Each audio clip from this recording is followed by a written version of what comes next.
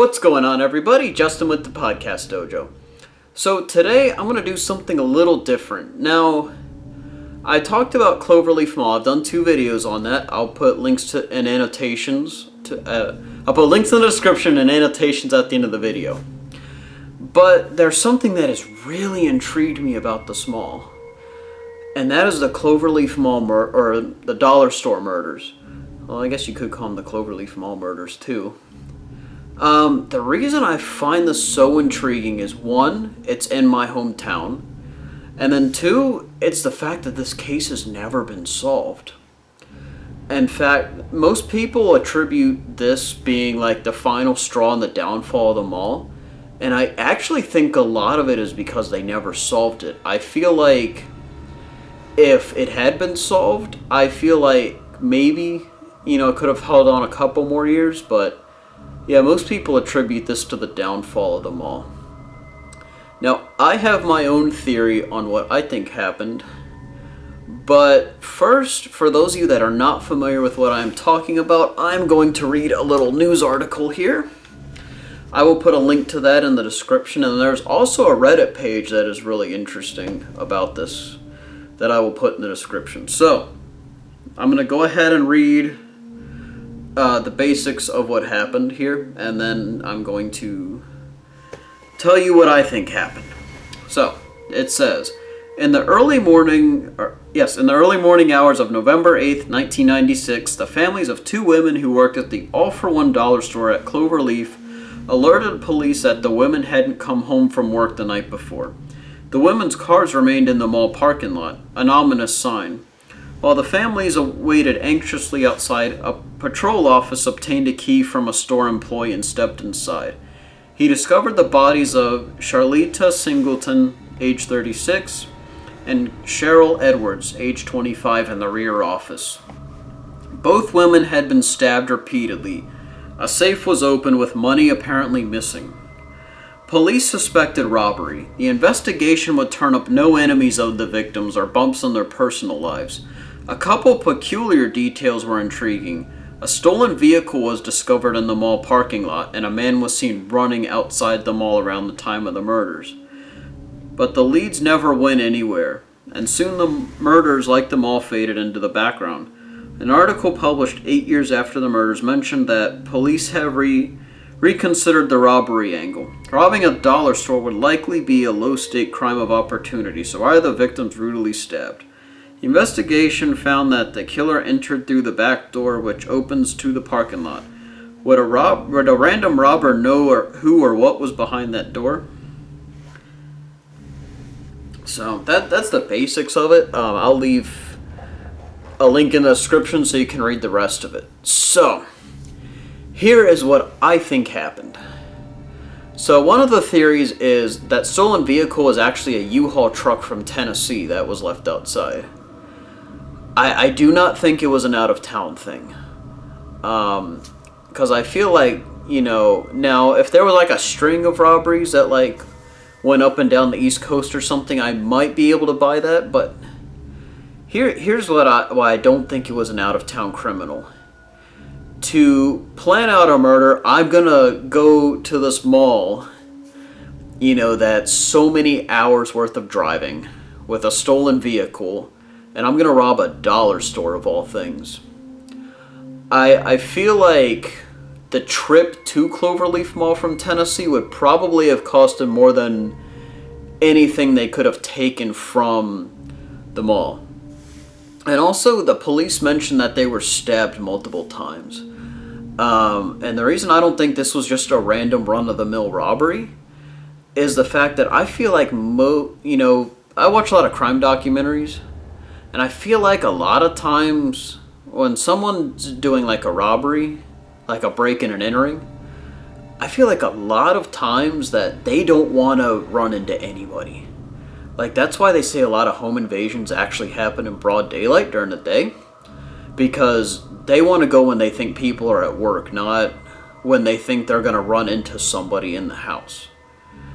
So I feel, and like I said, a dollar store, I mean, what are you really going to walk away with from a dollar store that's going to be worth stabbing 2 people to death? So Now, who do I think it was? Well, they say it was a man. That's the only thing we have. We don't know what he looks like, anything. So I think it was either an ex-employee, or I think it may have been the spouse of a former employee. And here's why. They say that they think he entered through the back door. Most businesses, they keep their back doors locked, for reasons like they don't want some average Joe off the street just walking in through the back. And, it is very easy to make a copy of a key. In fact, you go to a place where they make keys, like a hardware store, they don't even ask you for ID or anything. They just take the key, make the copy for you. So I don't think it would have been that hard for somebody who was an employee there to maybe take the keys home one night, make a copy, and maybe they actually did the crime themselves, or gave it to their husband or something. Now why do I think it would have been a spouse of somebody? Well, we've all had bad days at work, and a lot of times we'll tell our friend, we'll tell our boyfriend, girlfriend, we'll tell them about our bad day at work. Well, what if this ex-employee told their husband about this bad day they had at work? And what if this husband decided he was going to take it to a whole new extreme? That he was going to, I guess, try to right the wrong of whatever made his wife's day at work bad. I know it's a bit of a stretch, but stranger things have happened. But the other thing is, that area around the mall, it used to be a really nice area. It's gotten so bad. Someone in my original Cloverleaf Mall video actually had mentioned that it's crazy. There's a bridge. Yeah, it's like the Chippenham. Chippenham, the bridge that goes into Midlothian. It's crazy. One side of the bridge for Midlothian, where going towards Chesterfield Town Center. If you go out there, it's it's nice businesses, kind of a ritzy area for Midlothian. But then you go on the other side, and it's you got seedy motels, strip clubs. It's bad. I've done a lot of delivery driving, around Richmond and places like that. I gotta say that the Richmond side of Midlothian is one place I do not want to work, because I feel really unsafe in that area. Not even because of the Cloverleaf Mall murders, because that was 21 years ago. It's just the area itself is so bad, in my opinion, that I personally don't feel safe there. So it could have just been an unsavory character that came in from that area. But like I said, there was no, at least from what I read, there was no sign of any forced entry, so I don't think it was a random break-in.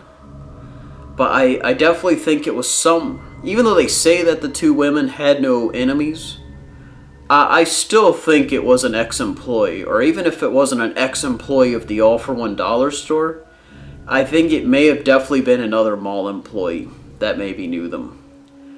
Because like I said, you have to be a pretty sick individual to want to take someone's life, first of all, but especially to do it so slow and painfully like that.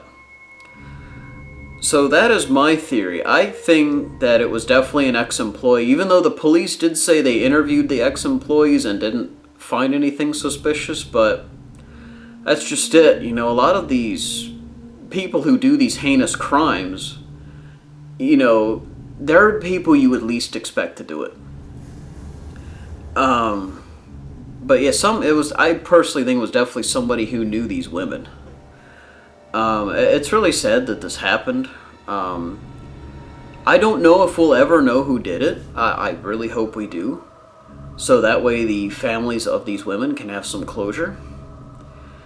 But, who knows? Like I said, it's been 21 years. For all we know, the person who did it isn't even around anymore. But, yeah, I hope they do solve it. So, I don't know, what do you guys think about my theory? What do you personally think happened? Do you remember when these murders happened? Alright, so comment below, let me know what you think, and I will see you guys next time.